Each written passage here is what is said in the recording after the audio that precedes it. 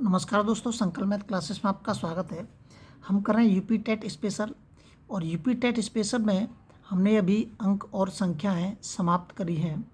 उसके बाद हम अभाज्य गुणनखंडों पर भाग 1 हल कर रहे हैं। हम सारी क्लासें फ्री रहेंगी। इसका पहला क्वेश्चन करते हैं। 120 के अभाज्य गुणनखंड कितने होते हैं? सबसे पहले हमें ये पता होना चाहिए कि अभाज्य किसे कहते हैं।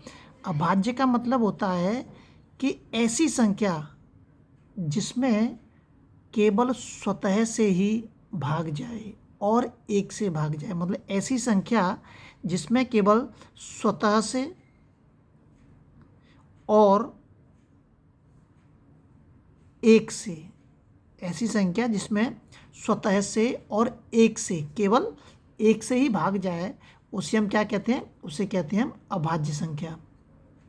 तो ऐसे ये पूछ रहा है कि 120 के ऐसे कितने अभाज्य गुणनखंड हैं। तो हम वही जो सादा सिंपल जो हमारा तरीका होता है उसी तरीकों को अपनाएंगे। हम काटेंगे इसको सीधे। 2 से 6 बार कट गया, 30 बार, 2 से 15 बार और 3 पंजे 15 और 5 एकम 5।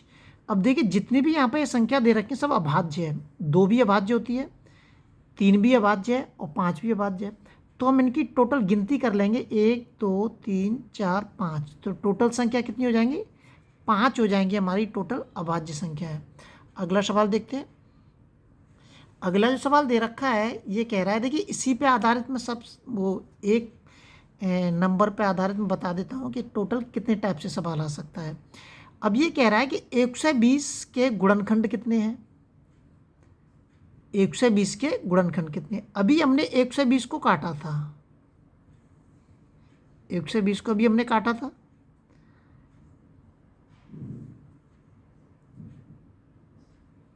तीस और ये 15 हो जाएंगे, ये 5 हो जाएंगे और ये 5 एकम 5 हो जाएंगे।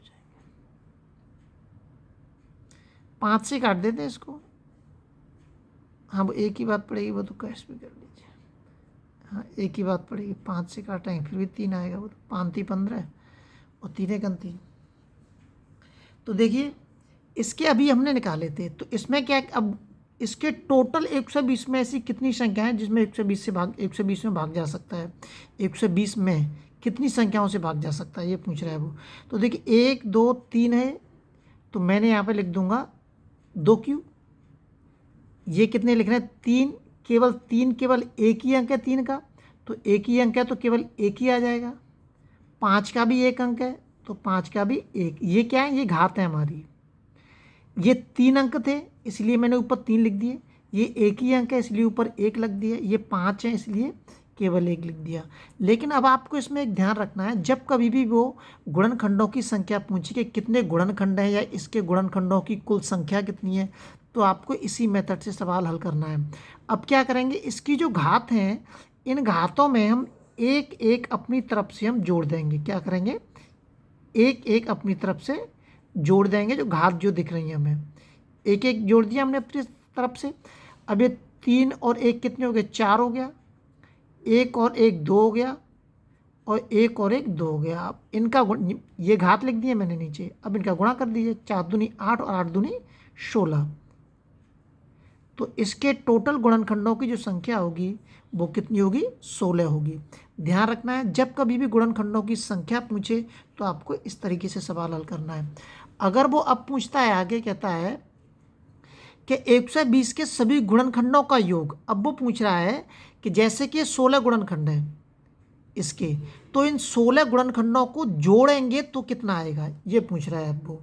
इस तरीके से भी सवाल आ सकता है, 3 टाइप से सवाल आ सकता है। संख्या वही है जो अभी हमने की है। कितनी है संख्या हमारी? 120 को अगर मैं काटूंगा, जो अभी मैंने काटा है ऊपर, इसको आप काट सकते हैं। बिल्कुल उसी तरीके से हम काटेंगे। संख्या क्या आती है हमारी? 2 क्यू। और क्या आती है हमारी? 3 की पावर के 1 थी और 5 की पावर के 1 थी। यही संख्या थी, अभी हमने काटा है। अब इसमें क्या करेंगे, जब कभी भी योग पूछे तो 2 की पावर के घात 3 है, तो सबसे पहले 2 की पावर के घात 3 लिखिए आप, प्लस करिए, इससे बैक साइड में जाइए। 2 की पावर के 2 फिर बैक साइड में जाइए 2 की पावर के 1 और फिर बैक साइड में जाइए 2 की पावर के 0। आपको 0 तक वापस आना है। कहाँ तक आना है? आपको 0 तक आपको वापस आना है। ध्यान रखना है, आपको 0 तक वापस आना है। तो 0 तक आ गए। अब इस पे आ जाइए 3 पे, तो 3 की पावर के 1 है और 3 की पावर के 1 से कितना आ जाएगा? 3 की पावर के 0। अब 5 पे आ जाइए, 5 की पावर के 1 और प्लस के 5 की पावर के 0। दो किसी की पावर अगर 0 होती है तो 1 ही आता है, ये 2 ही आएगा, ये 4 हो जाएगा और ये 8 हो जाएगा। ये किसी की पावर 0 का मतलब 1 होता है, चाहे वो कुछ भी हो। अगर किसी की पावर 0 है तो वो क्या हो जाएगा? 1 हो जाएगा। अब हम इनको जोड़ लेते हैं। 8 और 4 12, 13 14 15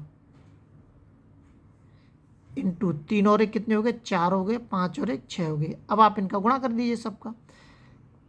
15 चौक 60 और 6 छिंगे 36, कितना आ गया? 360। तो योग कितना होगा हमारा? योग होगा हमारा 360। तो ए ऑप्शन हमारा इसमें एकदम सही हो जाएगा। ये 3 टाइप से आपके सवाल आ सकते हैं। मैंने इसमें एक सवाल और रख दिया है अंक और संख्याओं का, जो कि मुझे लगा था कि ये सवाल काफ़ी अच्छा है और ये सवाल इसमें होना चाहिए। इसमें एक सवाल रख दिया है मैंने अंक और संख्याओं का, -3 से छोटी और -8 से बड़ी पूर्णांकों की संख्या बताइए। ऐसी संख्या बतानी जो -3 से छोटी हो। तो देखिए -3 से छोटी कौन सी है? -4, -5, -6 और -7। ये जो संख्याएं हैं ये 3 से छोटी है। -8 भी 3 से छोटी है, -9 भी छोटी है, -10 भी छोटी है, -11 भी छोटी है। जो जितनी बड़ी संख्या होगी वो इसमें -3 से छोटी है। अब ये कह रहा है कि -3 से छोटी और -8 से बड़ी, और लेकिन ये -8 से बड़ी है, क्योंकि -7 छोटी है किससे? -8 से। माइनस में जो संख्या छोटी होती है वो बड़ी वाली संख्या से बड़ी होती है। तो टोटल संख्या कितनी होगी हमारी? 1 2 3 4। तो संख्या ही पूछ रहा है, तो डी ऑप्शन हमारा इसमें एकदम सही हो जाएगा। अब मैं इसमें आगे और एक सवाल देता हूँ आपको, जो आपको अपने आप करने हैं और इन पर आपको अभ्यास करना है। मैं इसमें बता देता हूँ। देखिए ये जो सवाल दे रखा है इसमें कह रहा है 200 के अभाज्य गुणनखंड। तो बिल्कुल वैसे ही काटेंगे हम जैसे अभी हमने पीछे काटा था। अब इसमें हम फटाफट से कर देंगे। 50 और 2 ते 25 बार, 5 5 25 और 5 5 1 2 3। तो टोटल गुणनखंड कितने हो गए? 1 2 3 4 5। ए ऑप्शन इसका इसमें एकदम सही हो गया। अब इसमें पूछ रहा है, इसमें क्या कह रहा है? 200 के कुल टोटल गुणनखंड कितने होंगे? जो अभी हमने पीछे निकाला है, अभी क्या निकाला है? 1 2 3 और 1 2। मतलब 2 के जो अंक हैं वो कितने हमारे? 3 हैं। 2 के कितने अंक हैं? जो 2 के अंक हैं वो हमारे 3 हैं, और 5 के कितने? 2 अंक हैं। तो इसमें मैंने मेथड क्या बताया था कि घात पे 1 जोड़ देंगे हम। घात पे क्या कर देंगे? 1 अपनी तरफ से जोड़ देंगे हम। जोड़ दिया तो अब इन घातों का गुणा कर देंगे। 4 इंटू के 3 कितना हो जाएगा? 4 तिया 12, 12 उत्तर हो गया। अब ये नीचे पूछ रहा है कि इनका योग बताइए। योग का अभी मैंने आपको बताया था तरीका। संख्या वो एक ही रखी है मैंने, ताकि आपकी समझ में अच्छे से सवाल आ जाए। और दूसरा दे रखा है इसमें 2। इसके बैकवर्ड चलेंगे हम। इसके 2 की पावर के क्यूब प्लस के 2 की पावर के 2 प्लस के 2 की पावर के 1 प्लस के 2 की पावर के 0 गुणा के। इसमें चलिए 5 की पावर के 2 प्लस 5 की पावर के 1 प्लस 5 की पावर के 0। अब आप इसको अपने आप हल कर सकते हैं। 465 इसका उत्तर आ जाएगा। अगले वीडियो में आपसे फिर मिलते हैं। जब तक आप अपने लेवल पे वीडियो को शेयर और सब्सक्राइब जरूर करें।